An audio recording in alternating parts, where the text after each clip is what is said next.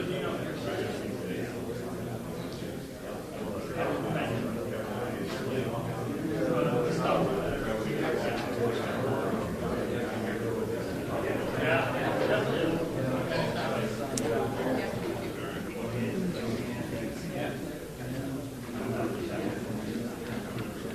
lot of microphones. Good morning. Welcome and thank you for joining us today on a Sunday. We wanted to be sure that the Jewish community was able to be here with us, so thank you for adjusting your schedules to be here.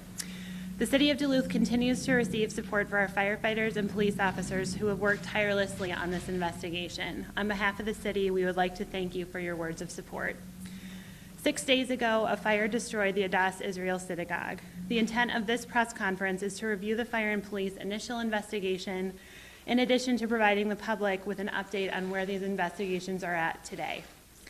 You will hear from Chief Crige and Chief Tuskin in a moment, but it is important to note that this remains an active and open investigation.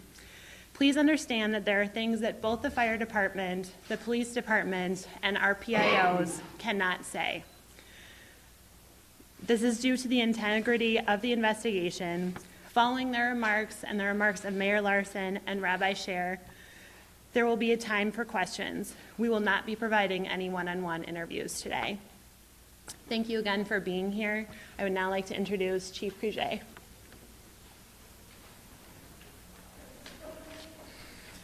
Good morning. Thank you for being here. I'm Sean Crige, Fire Chief for the City of Duluth. I'm going to briefly go over some of the things that we saw when we were dispatched in our initial investigation, and then I'll be turning it over to Chief Tuskin for further information on how the investigation has gone thus far. Early Monday morning at 2:24 a.m., we were dispatched to originally what was the information we were given was a shed fire next to an apartment building. As you know, there's a few apartment buildings right in that area. Once we were on the scene, we quickly realized that it was at the Adass Synagogue, and we did find an exterior fire next to the main synagogue building. We quickly went into a fire attack mode to extinguish that exterior fire. As was reported earlier in the week by Chief Tuskin, the fire did actually get into the building. We're dealing with some old balloon frame construction, which means there's openings basically from the foundation of the building to the attic space or the roof space.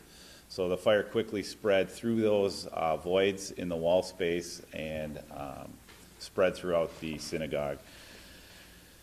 As we investigated the fire early, as we talked about, we called in the ATF. That was done through our Fire Marshal's office, our Deputy Fire Marshal. That is standard for any place of worship, whether it's a synagogue, a church, a mosque, or any other building that has ties to a religious group. So they came in, and we quickly found through our investigation that the point of origin was exterior to the building. It was outside of the synagogue. We worked with them throughout the week. It was a collaborative effort with the ATF, Duluth Police Department, and our fire investigation team. We found no accelerants. We verified that with mechanical detection device and a certified arson dog that works with us frequently if we need verification on that. We did have one firefighter injury. That was he's Captain Ben Gasner. He's still recovering from symptoms of concussion at home, so we're monitoring that, and he's doing well at this time. We'd like to thank other agencies that helped us out. We had a lot of work stabilizing the building and securing the area for public safety. Our Public Works Department, our Streets Department helped us shut off streets, put in barricades. We got assistance from Minnesota Power, cutting off the electrical utilities to the building. We also worked with our utilities departments in the city to cut off the steam to the building and also gas to the building. And we worked with our building official and construction services to stabilize some unsecure walls that were actually partially demoed. We had some demolition that was not to tear down the building, but just to stabilize it for public safety. And we'd really like to send our appreciation to the leadership of the synagogue. They cooperated with us on every way that we could have hoped. They helped us out to give us direction on where some things were that they would like removed from the building, and they also helped us out with stabilization and giving us permission to do some things that they had control over as the building owners. So we'd like to just thank them as well. And now I'm going to turn it over to Chief Tuscan.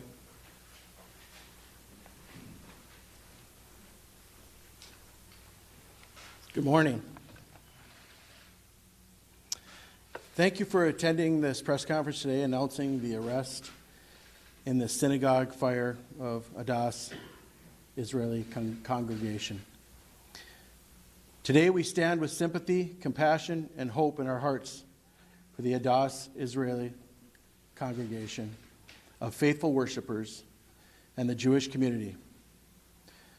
Know that your loss is our loss, your pain is our pain.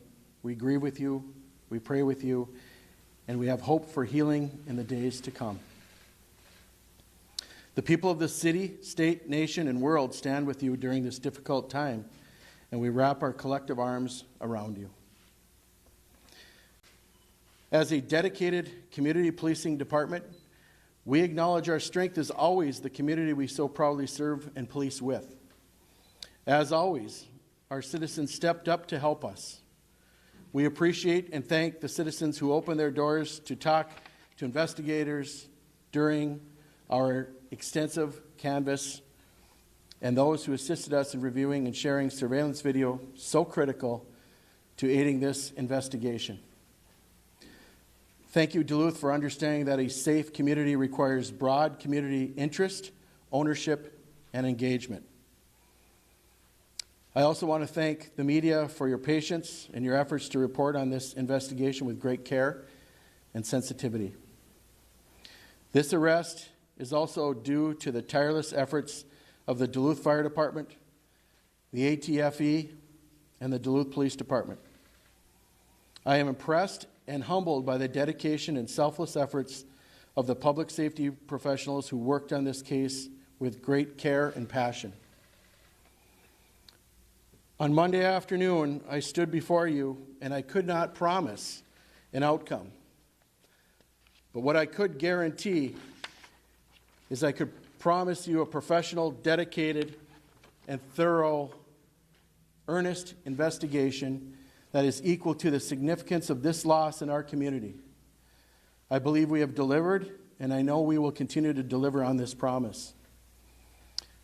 Today, I'll recap the timeline of the investigation leading to the arrest of 36-year-old Matthew John Amiot of Duluth. Starting off on Monday, September 9, 2019, at approximately 2:22, Duluth Fire and Police Departments were dispatched to the report of a fire at the Adass Israel congregation located at 302 East 3rd Street. Police and fire were on the scene in minutes and observed a fire on the northeast side of the synagogue. Much of this day was dedicated to extinguishing the fire and recovery of irreplaceable religious artifacts. The ATFE is called in due to protocols of Duluth Fire to engage the ATFE to investigate all fires of places of worship. The point of origin is determined. As my colleague Chief Creuset said, there was no presence of accelerants that were detected. That was based both on a monitor, electronic monitor, and also affirmed by a canine-trained dog. Police interviewed 2 people of interest that day who happened upon the fire in the early morning hours. Neither of those 2 people were suspects at this time. Police began to size up the scene to plan for resources necessary to begin a full-scale canvass and locate all available video surveillance in the area. Later, on Monday afternoon, a person of interest, later identified as Matthew Amiot, is identified. Further canvass, collection of evidence, analysis of surveillance video is ongoing. Further investigative efforts and follow-up on leads was ongoing at that time. On Friday, we have consultation and review of the investigation with Assistant St. Louis County Attorney Vicki Wanta. A decision is made at that time to effect a probable cause arrest of Matthew John Amiot for arson. Amiot is located, arrested, and interviewed on Friday afternoon. Amiot is then jailed at the St. Louis County Jail for first-degree arson. Based on all the information that I have reviewed, that I've read, the investigators that I've talked to, there is, at this moment in time, there is no reason to believe that this is a bias or hate crime. This may change as the investigation progresses, but at this date and time, that is the determination that we have, that I have. Please understand that while this arrest has been made in this case, this investigation is open and active. As such, we'll strive to be transparent with the community. We must work in earnest to protect the integrity of this investigation. Anyone having any further information about this crime is asked to contact the Duluth Police Department. The number is 218-730-5020 or call 911. With that, I will turn this over to Mayor Larson. Thank you, Chief, so much. Thank you, everybody, for being here. I know that this is an important incident for all of us. I appreciate the attention you are paying to it, helping us communicate and get the word out, and also stay connected to one another. My name is Emily Larson. I am mayor of the community of Duluth. The Jewish community of Duluth is an important part of our entire community's history and our culture. And we continue to hear from people throughout Minnesota, actually throughout the country this week, who grew up or spent time in Adass Israel Congregation Synagogue. They've contacted us and shared how special of a place this was.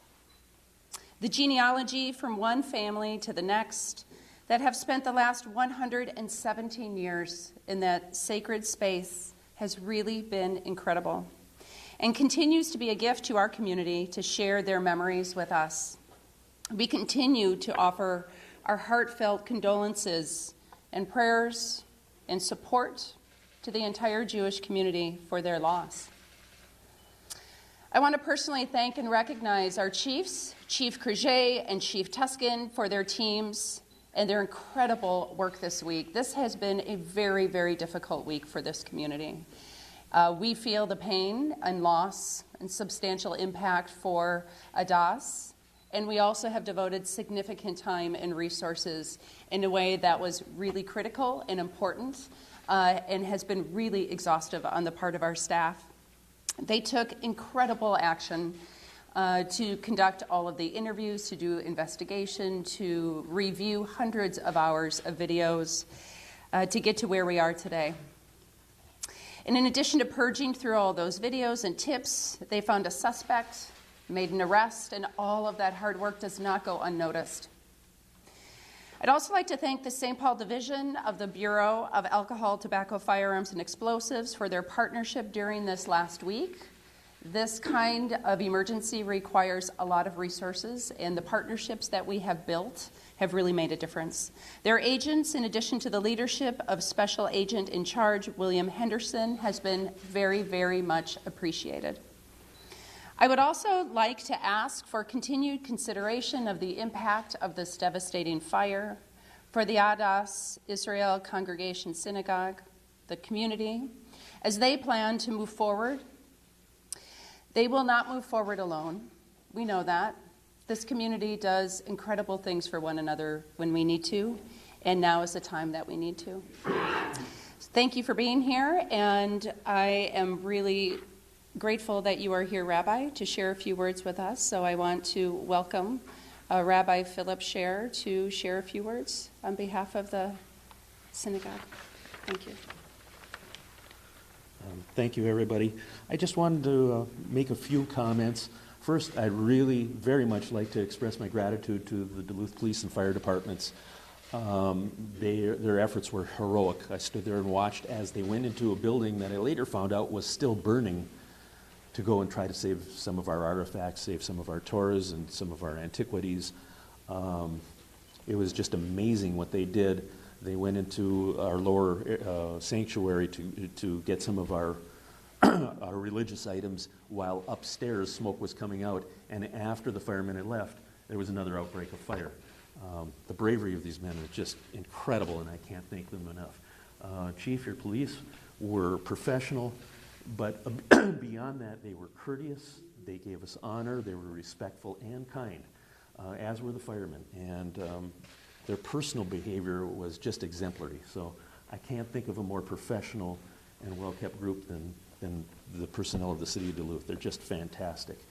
If I could make a statement about the building, I just drove by there. The fire department did stabilize it, but it is still a dangerous area. Obviously, there's broken glass, there may be nails, there's splinters of wood. We've done our best to have it cordoned off. People are understandably curious, but we please ask people to stay away from the building. We don't want anybody to get hurt. As a matter of fact, personally, the most sad part of this was that we had a fireman get injured. And we really do pray for his well-being. We've never and would never ask anybody to become injured on our behalf. So please stay away from the building. The ATF and the City of Duluth asked us to not touch the building or go near to it until their investigation, in at least the evidence that they needed to collect from the building, was complete. That release came on Thursday. We began the process of exploring of how to remove the building later that day, and as of this point now, it's a matter of awaiting certain testing that needs to be done, as well as getting the appropriate permits. Those we hope to have done fairly soon. I would like to, on behalf of all of our congregants, thank everybody. The outpouring of goodwill has been tremendous. Personally, I cannot return all the phone calls that I've received, and nor do I believe our members can. Just literally hundreds of phone calls as far away as Israel and New York, and it's just not humanly possible to get back to everybody, but we're very much impressed by the goodwill. It's my understanding that different fundraisers have been starting or attempted to start on our behalf. We have not sanctioned any of them, and at this time we're asking for people to please withhold giving us funds.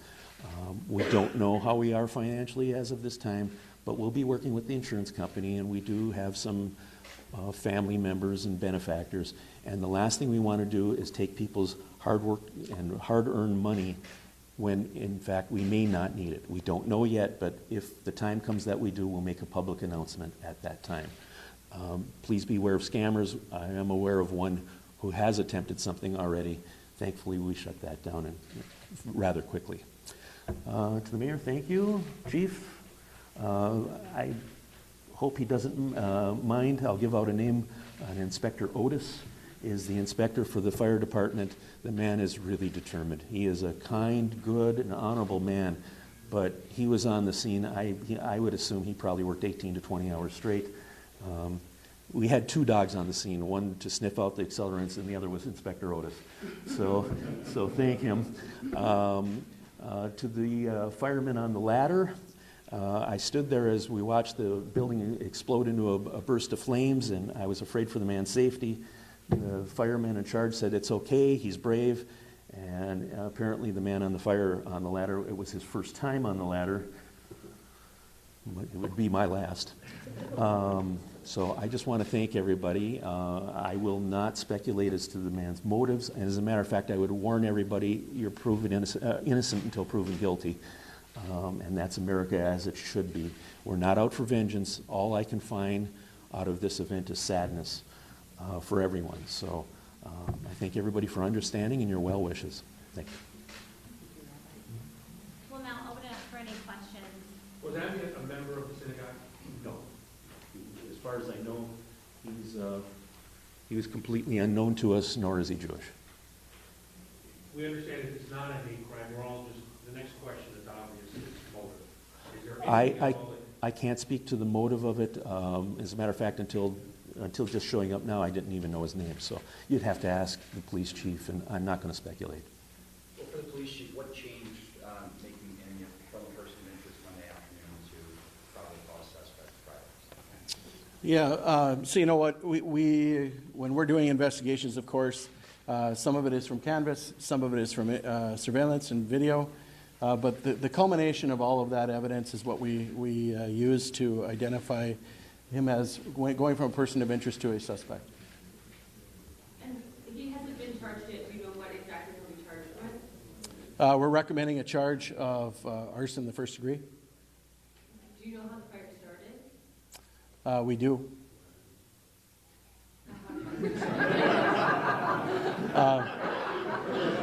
Yeah, it's the weekend still. I'm sorry. So we do, as I said in my statement, we know that the fire started on the east side of the building. And to tell the details, the complaint, I've talked with the county attorney's office, of course, multiple times, and County Attorney Mark Rubin. We're expecting that the complaint's going to come out by midweek, which will probably have more of those details. In the meantime, we're going to be nose to the grindstone working on this investigation. And so at this time, I'd rather not answer that question, but certainly those details will likely come out later in the week. Thank you for that. Did you mention a shed, I believe, if it was a shed that was detached from the actual synagogue itself where it started? Was that owned, was that property of the synagogue? Or? It is property of the synagogue, and it is the area where the point of origin was. And it's a shed, like a storage shed or a... Yes, a small building that's next to the synagogue. It's not your responsibility, but does he have a defense attorney? Can you tell us who that is? I would guess that there probably has not been counsel assigned yet. So it'll be a public defender? I really, Robin, I can't say for certain right now. But typically, there will be a defendant will be represented by counsel, whether they private hire, or they are appointed. Does your department have contact with this suspect in the past? Did you know who he was before this incident? Yeah, we've had multiple contacts. There has been some arrests, and they have not been of nearly the significance of this charge. Arson in the past? No arsons. But he was a resident of Duluth. He was a resident of Duluth, correct? What gives you that confidence to say that this isn't a hate crime?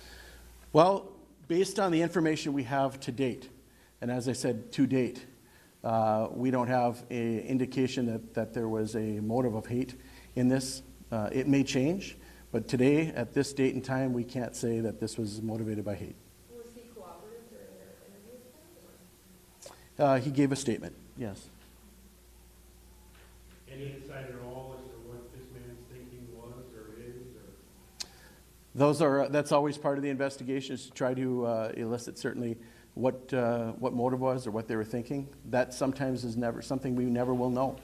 But truly, as our investigation progresses, we certainly hope to have more answers for all of you and for our community. Is his name Matthew James Amiat or Matthew John Amiat? Matthew John Amiat. Not James. Where was he arrested? He was arrested downtown Duluth. Did Amiat have any prior experience with contact with the synagogue that you've been able to determine so far? We are unaware at this time if he's had any previous contact with the synagogue.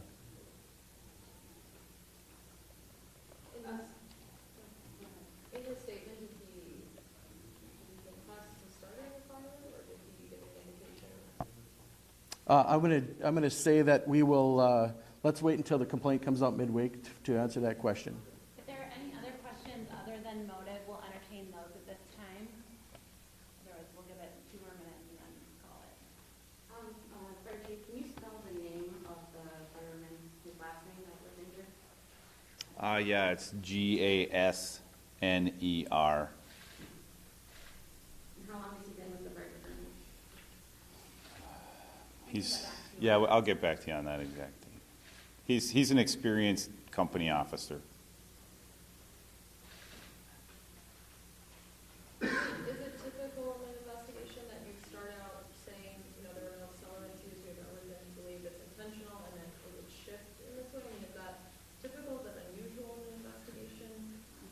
No. Again, we're working with the police department on the criminal side of the investigation, but as far as the fire investigation goes, we found no accelerants. I think that's usually an indication of people's intent if they want to start a fire. Accelerants are usually a common theme that we would find. How often are you seeing structure fires as opposed to maybe, house fires? How often are you getting calls that are not house fires? Commercial type? Yeah, commercial or structural. We can track that. We turn those numbers into the state, but we haven't seen an uptick of anything larger than large fires like this. It's kind of just the way things go. Omar, last year there were over 13,000 calls to the fire department, of which 250 were structure fires. Okay. Any other questions? I have a question. The rabbi had mentioned that firefighters were going down and pulling artifacts. Was that part of your guys' call when you got there, that you knew you wanted to do that, or did that? Well, initially, that's a good question. Initially, we were trying to, of course, extinguish the fire and save the entire structure. Oftentimes, that's part of what we call overhaul, whether it's a commercial building, a place of worship, or just a structure, a person's home or apartment.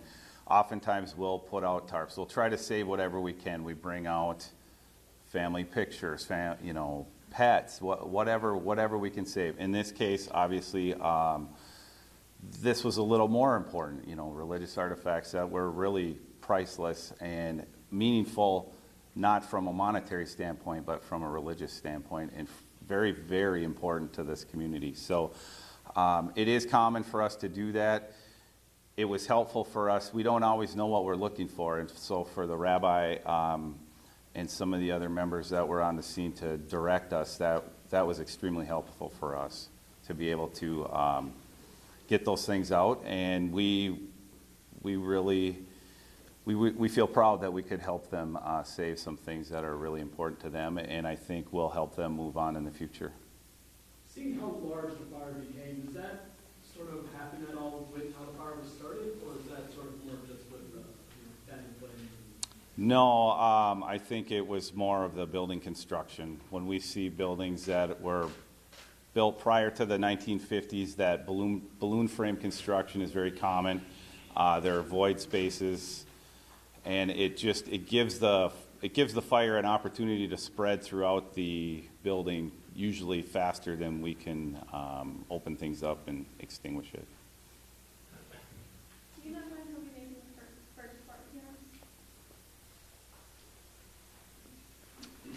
I do not. My guessing it's going to be about Tuesday, Wednesday. Could be perhaps even with a extension into Thursday. But I pretty safely can tell you my conversations with the county attorney, Mark Rubin, that we're kind of shooting for the complaint to come out sometime in midweek. Rabbi, how has it been for you and everyone who's a part of the Synagogue Jewish Shabbat yesterday to not have your space? Extremely difficult, extremely sad. You wake up in the morning. I've gone there my whole life, and I'm not so young. And the first thing that you think of is an image in your mind of where you're going to go. But we'll forge ahead somehow. We're making arrangements right now to start to begin services again. We'll be in a variety of places until we find a permanent home. I don't know that we're going to find a permanent home. We won't even begin probably until next spring. Winters in Duluth can be a little difficult to find places. So. Not knowing that this is arson, knowing that someone did this intentionally, how do you explain that to people? Kind of, they're a person that you obviously, that they obviously turn to you. How are you kind of helping people understand that? I'm not quite sure what your question was. Not I knowing. mean, what are you telling the members of your synagogue to help them kind of process all this? Well, we've had a number of questions. A lot of people asking for old pictures and histories. But moving forward, obviously I get a number of questions as to how did it happen, why did it happen. We've been trying to cooperate with the police and fire department and the ATF as best as able, and I've taken a vow not to reveal any information, so I'm not going to do that. All I can tell people is they're very professional, they're very good. All I can do is comfort people to say that true Judaism is in the heart. It's not in the building. And our legacy will go along with our hearts. And we'll try to establish something new and try to continue to give to both our community and greater community as best we're able. So. Rabbi, I know it's early, but you started to think about the process. I mean, will you rebuild on existing land eventually? That's unknown. We have the Jewish High Holy Days coming up at the end of the month, and there's the head of the year. That's the Jewish New Year, followed by the Day of Atonement, followed by a holiday called Sukkot, and then one called Shemini Atzeres and Simchas Torah. So we have a month of holidays coming up. I think my understanding is we'll probably have a congregational gathering sometime after that where we'll all sit down and try to figure out where and how to proceed. The crunch of time between now and the holidays, there's just not sufficient time for us to figure that out yet.